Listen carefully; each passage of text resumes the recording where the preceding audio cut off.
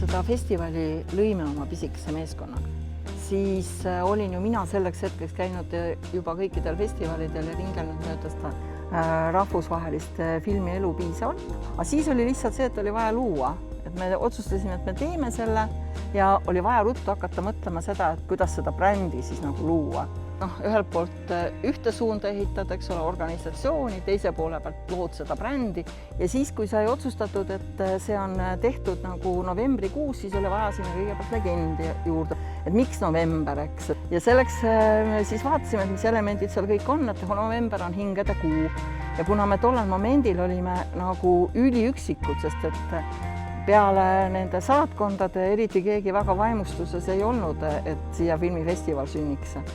Siis me brainstormisime ja ütlesid, et kuule, Tiina, et mis sa arvad, et kas sa ei tahaks panna nagu pimedad ööde filmifestival, Black Nights, või on see natuke liiga niimoodi, aga mina arvasin sellest kinni, sest mulle nii õudselt see meeldis ja just nimelt Black, sellepärast, et selles on intriig, selles on väike keele viga ja nagu on ja ei ole viga, eks ole.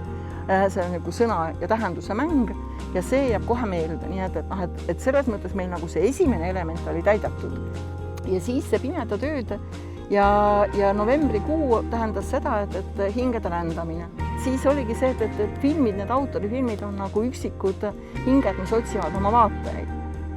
Ja nüüd oli vaja leida siis tegelikult nagu kõikidel suurtel festivalidel, eks ole, Locarnal on Leopard ja Veneetsias on lõvi ja Berliini karu ja meie siis mõtlesime, et mis on see meie sümbol, meie nagu rahvussümbol. Me teame väga hästi, kes on hunt, missugused karakteersed jooned talle on omistatud ja mida ta sümboliseerib. Ma nägin tollel hetkel ühte väga huvitavat dokumentaalfilmi ema hundist, kes ulgus kuu peale täiskuu taustal ja see oli nagu pani selle viimase štrihi paika, sellepärast et me tundsime ennast nii üksikuna.